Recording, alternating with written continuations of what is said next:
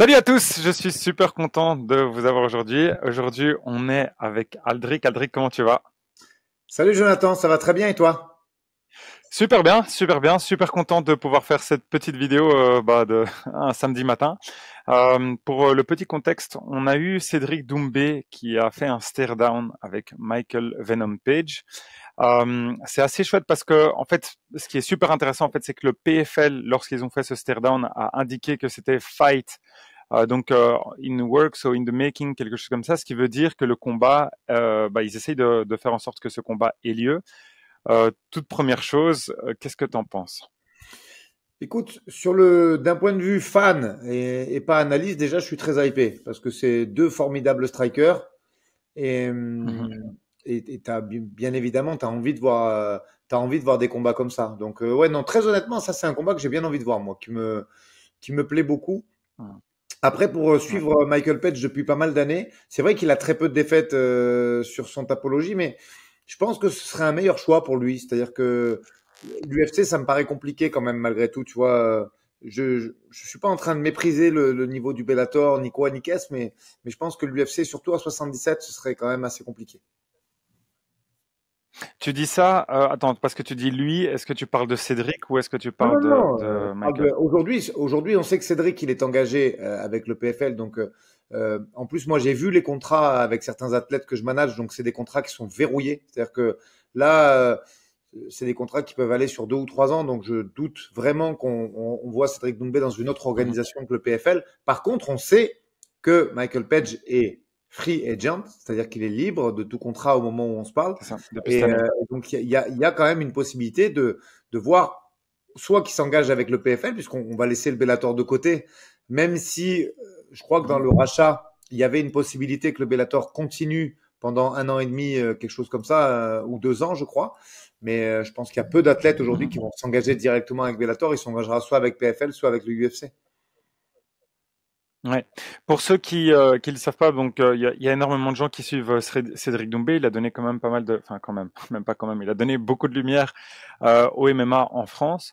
Et donc probablement que certaines personnes ont cliqué mais ne suivaient pas le MMA avant. Donc je vais donner un petit contexte de qui est Michael Venom Page.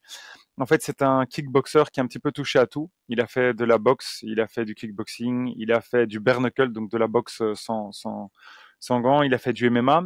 Il est connu dans le MMA pour avoir construit sa carrière au Bellator. Au Bellator où il a eu énormément de KO, énormément, énormément. En fait, il a un record de 21-2, donc c'est 2 défaites, dont une qui a été vengée. Mais il y a quand même un petit mais, c'est que parmi tous ces combats, on pense que beaucoup de combats étaient des faire-valoir. En tout cas, c'est la critique qui est faite lorsqu'on parle de ces combats. C'est que il a, je crois que c'était juste 2 combats, ça s'est vérifié, qui étaient des combats contre des personnes qui étaient rankées. Et donc, du coup, ça a fait beaucoup de highlights parce que c'est un striker et un très très bon striker. Donc, il a un style assez évasif et il vient mettre des contres qui sont extrêmement puissants. Donc du coup, on trouve que comme toi, je suis super hypé en fait du fait qu'il va y avoir un bon striker contre Doumbé. J'aurais quand même été content de voir un petit peu plus au niveau sol parce qu'on voulait avoir plus de réponses avec son combat contre Zebo qu'on a malheureusement pas eu. Donc du coup, est-ce que toi tu veux le voir contre un striker ou tu voulais quand même déjà le tester un petit peu plus pour tout ce qui est sol? Écoute, de toute façon, s'il fait le tournoi par la suite, il reste à savoir dans quel contexte ce combat se passerait. S'il fait ce combat, est-ce que c'est un super fight? Est-ce qu'il va participer au tournoi? Dans tous les cas, s'il fait le tournoi, donc il y a Sadi Boussi qui est également un formidable striker et je te cache pas que moi la confrontation me plairait bien aussi. Après, tu as quand même deux Mhm. très gros, je vais même pas appeler ça des lutteurs, tu as des mixeurs quand même dans ce tournoi qui sont Magomed Kerimov et Oumalatov, qui sont à la fois capables de Mhm. lutter, de créer le doute, de mettre des informations et de boxer. Donc, s'ils participent au tournoi, quoi qu'il arrive, on le verra face à un gros lutteur, parce que moi je considère ces garçons comme des gros lutteurs et qui savent très Ouais. bien mixer. Et s'ils participent pas au tournoi, c'est vrai qu'au bout d'un moment, il faut, c'est une curiosité, hein, mais il y a quand même matière à voir de quelle façon il est au sol, de quelle façon il défend la lutte à haut niveau. Oui, c'est ça. Du coup, en fait, c'était une des questions que je voulais te poser. Qu'est-ce que tu penses du fait de participer au tournoi? Jusqu'à présent, je fais un résumé des possibilités que Doumbé avait. On avait parlé d'un combat contre Anthony Pettis qui avait fait pas mal de bruit, qui pour moi était une très bonne option vu la name value et le fait que c'est aussi un combattant un peu comme Michael Venom qui a déjà maintenant il a 36 ans, donc qui a beaucoup d'expérience. C'est intéressant à voir le combat, mais par contre il n'est pas dans son prime. Il y avait mais je crois que Anthony Pettis est parti faire un combat de karaté si je me trompe pas. Je crois que c'est l'information que j'avais lue. L'autre, c'était Jake Paul. Jake Paul, je pense pas du tout. Je pense qu'en France, on le voit comme un combat possible parce qu'on est très attiré par Cédric Doumbé. Mais par contre, je pense pas qu'un Jake Paul soit très intéressé par un Cédric Doumbé parce que pour moi, le nom est pas encore assez élevé aux États-Unis. Je parle juste aux États-Unis. D'accord avec toi. Et le risque est énorme. Le risque est énorme. C'est que si jamais tu perds contre Cédric Doumbé, tu perds pas en tapant. Donc, enfin, normalement, on sait jamais, mais le plus probable, c'est que ce soit pas ça. Donc du coup, il y avait Baki, mais Baki, avec ce qui s'est passé à l'ARES, on voit que c'était un petit peu plus compliqué, même si Doumbé avait fait une proposition au final sur les réseaux sociaux, on voit que c'était un petit peu plus compliqué vu le problème de poids. Et je crois pas en des choses comme Oumalatov, même si ce seraient des combats qui seraient très intéressants, je crois que le PFL ne voudrait pas le faire parce qu'ils ont Cédric Doumbé qui est une pépite pour l'instant. Et si jamais, je crois qu'ils veulent encore le construire et encore remplir des stades et montrer qu'ils peuvent faire certaines choses avec Cédric Doumbé. En tout cas, c'est ce que moi je pense. Mais je voulais avoir ton opinion. Non, mais tu as raison. Mais il y a une autre data qu'il faut intégrer, puisque finalement, tu vois, tu as vu, ça va vite. Ils ont parlé du rachat du Bellator. Dorénavant, c'est des athlètes du Bellator. On l'a vu hier soir, c'est Léa Macour qui faisait le commentary en anglais. Et ils parlent déjà de faire très rapidement des confrontations entre athlètes du Bellator, champions et pas champions. Donc, je pense que ça ouvre d'autres perspectives aussi à Cédric. Il n'est pas forcément obligé de participer à ce tournoi, qui serait périlleux quand même, compte tenu de la qualité de ces Dagestanais et Caucasiens qui sont dedans. Mais je pense qu'aujourd'hui, il y a de nouvelles perspectives, puisque d'ores et déjà, on sait qu'ils vont faire 1 à 2 crossovers entre Bellator et PFL. À partir de là, sur ces crossovers, qu'est-ce qui empêche de rajouter des super fights? T'es pas obligé de faire toute la carte champion PFL contre champion Bellator. Donc, je pense qu'il y a matière, en tout cas cette année, à faire des combats d'exhibition entre guillemets. Et pour se rassurer, se conforter, prendre encore en expérience, on sait qu'il est très bien entouré. Donc, moi, j'ai un petit doute sur le fait qu'il fasse le tournoi cette année. Voilà, je pense que compte tenu du niveau qu'il y a dans ce tournoi et surtout des lutteurs caucasiens qu'il y a dans ce tournoi, je pense qu'ils vont faire du super fight, en tout cas pour la saison 2024. Mais c'est un avis qui m'est propre. Mais ils vont profiter de ce crossover avec Bellator pour faire 2 ou 3 galas en plus de ce qu'ils font d'habitude. Et je pense que ce sera des très bonnes occasions pour mettre Cédric sur la carte. C'est ça. En fait, le PFL a un système un petit peu différent, enfin différent sur plein d'aspects, mais en particulier sur le fait qu'il y a une pause hivernale. Et donc, du coup, avec cette pause, normalement, ça ferait que Cédric, dans le meilleur des cas, si on veut le voir combattre assez rapidement, serait plus ou moins au mois d'avril, quelque chose comme ça.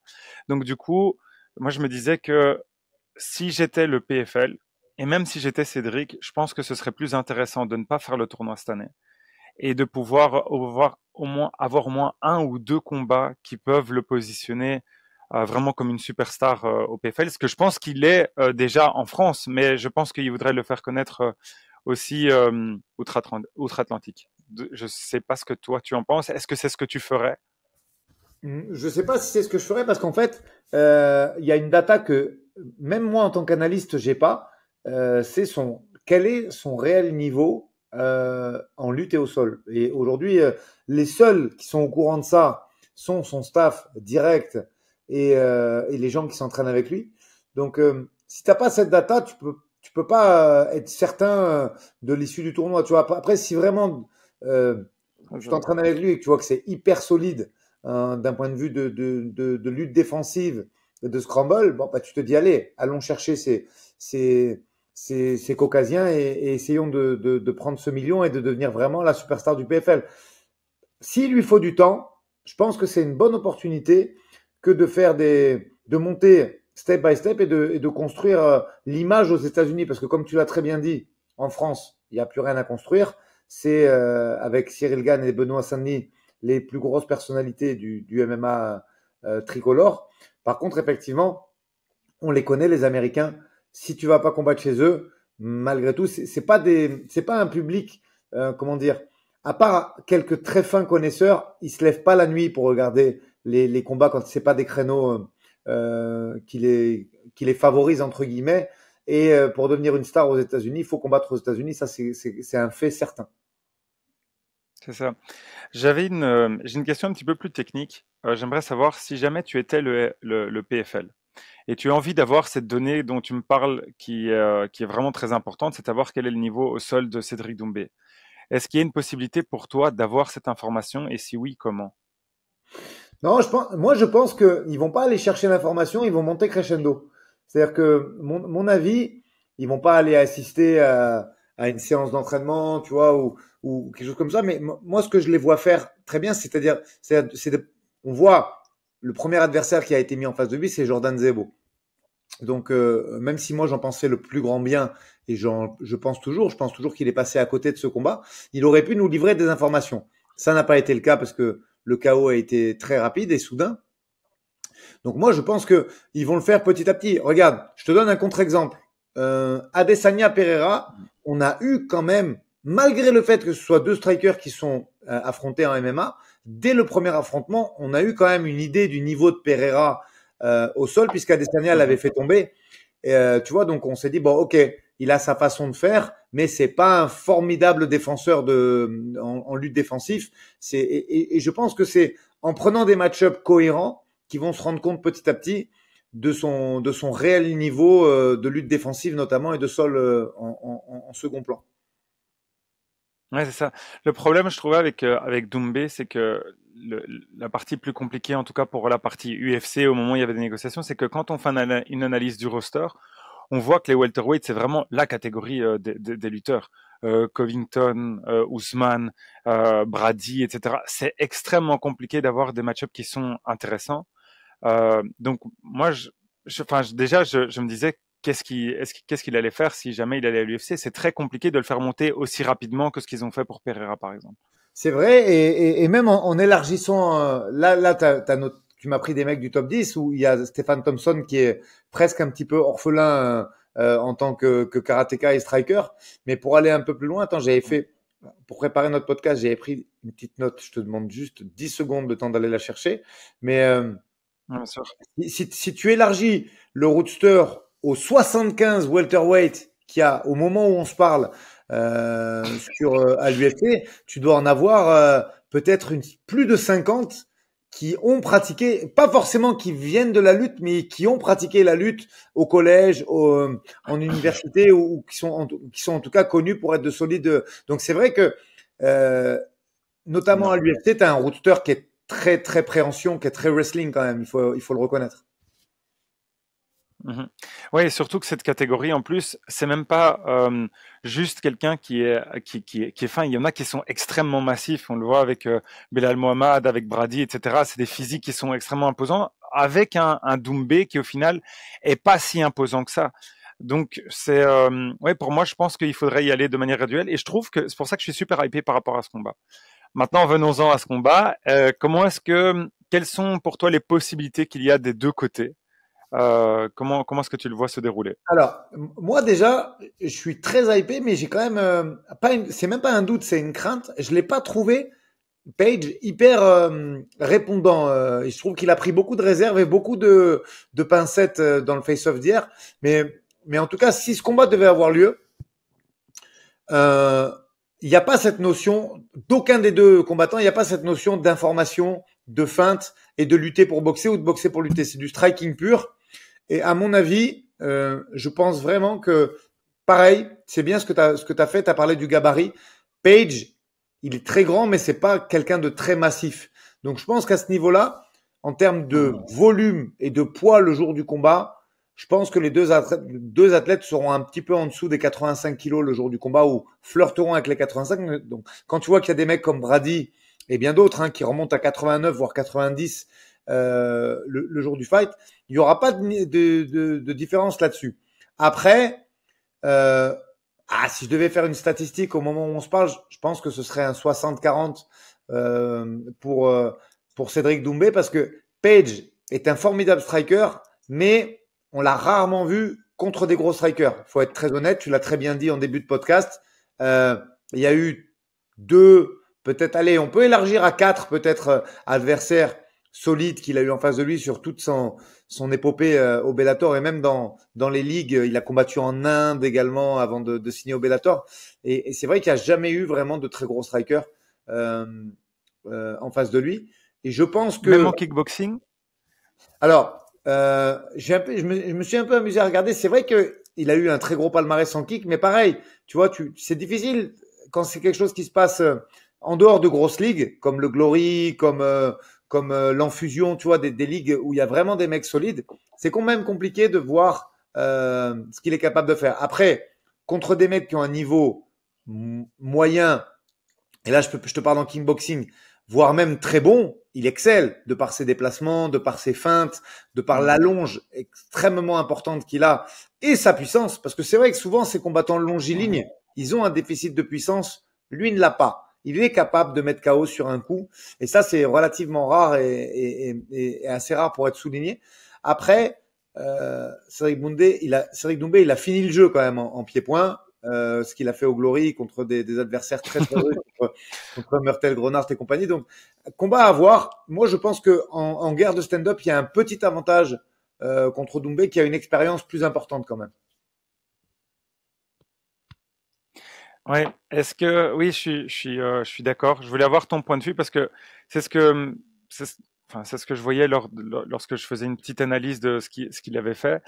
Ce qui me rassure en tout cas pour avoir un bon combat, c'est quand même le fait que même si Michael a 36 ans pardon maintenant, on pourrait croire qu'il est vraiment en déclin et il est très certainement en déclin. Mais de un, son dernier combat n'est pas une défaite. Je crois qu'il fracasse la jambe de son adversaire qui était un lutteur d'ailleurs dans le premier round. Euh, et le combat d'avant, c'était un combat qu'il devait avoir pour le titre, mais qui était le titre undisputed, mais son adversaire a dû partir à la guerre. Donc du coup, il n'a pas pu le faire et c'était un combat qui perd. Je pense que c'était à la décision. Je sais pas si c'était pour un combat pour le titre vacant C'était ouais contre en Logan intérim. Storley. C'est très juste. C'était Amorosov qui avait pull C'est out ça, effectivement à cause de la guerre en Ukraine et c'est une split décision c'est ça. plus que tendue contre Logan Storley. Tu as raison. C'est ça. Donc du coup, je me dis, c'est super intéressant de voir que dans une ligue quand même super importante, il arrive quand même enfin, on lui donne pas quelqu'un qui est pas classé. Là, ça devient vraiment.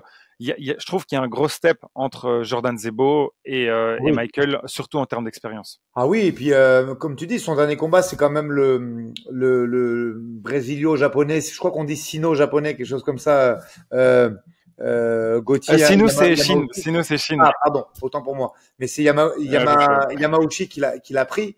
Donc non, c'est une star. Aujourd'hui, c'est une star. C'est pas pour rien qu'il y a des discussions avec l'UFC également.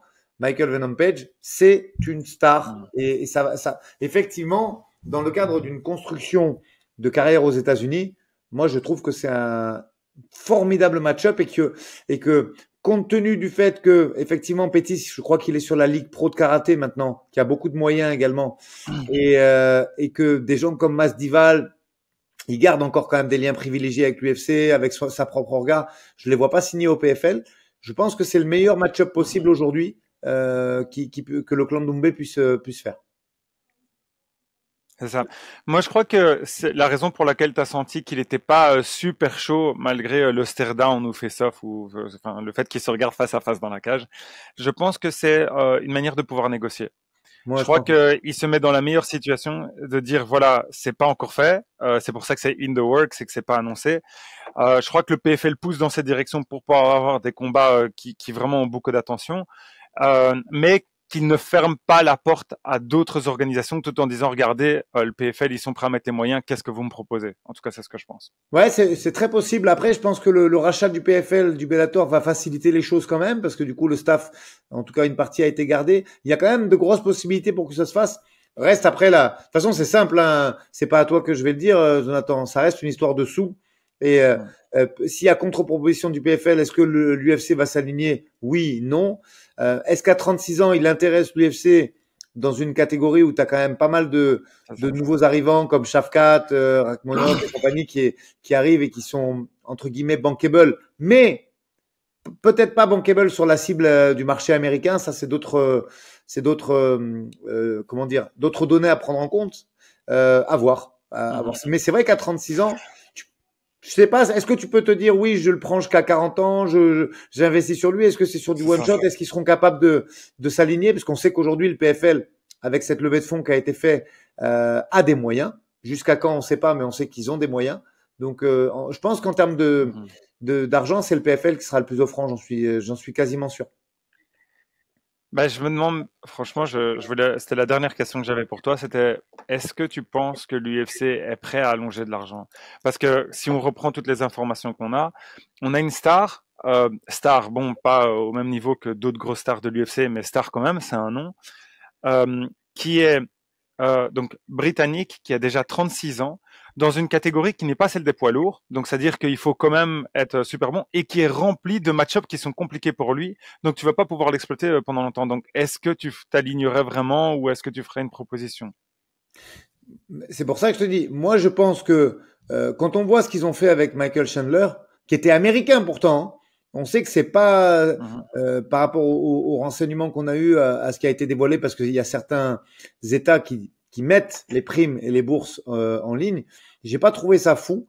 Et donc quand tu vois les sommes qui sont entre guillemets données par le PFL aujourd'hui, et moi je pense que là-dessus il y aura pas un zéro de plus, mais le PFL peut faire une offre supérieure et à ce que fera l'UFC, parce que comme tu le dis, il y a un choix économique de la part de l'UFC. Il n'est pas américain, Page, et du coup c'est pas la même cible, c'est pas le même marché, et 36 ans ça compte quand même.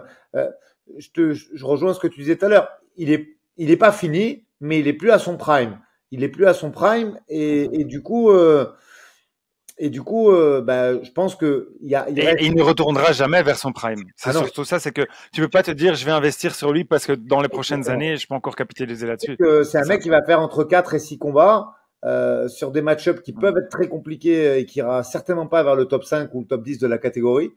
Donc effectivement, à voir. Mais je pense que là-dessus, il y a avantage PFL très très clairement. C'est ça. Est-ce que tu as encore quelque chose à rajouter, quelque chose que tu aimerais dire? Non, mais c'est vrai que c'est un combat, moi, qui me hype, et je croise les doigts pour qu'il se fasse. Après, comme tu l'as dit, c'est pas tout de suite puisque les événements sont terminés aujourd'hui pour le PFL. On sait que le tournoi reprend en général entre mars et avril.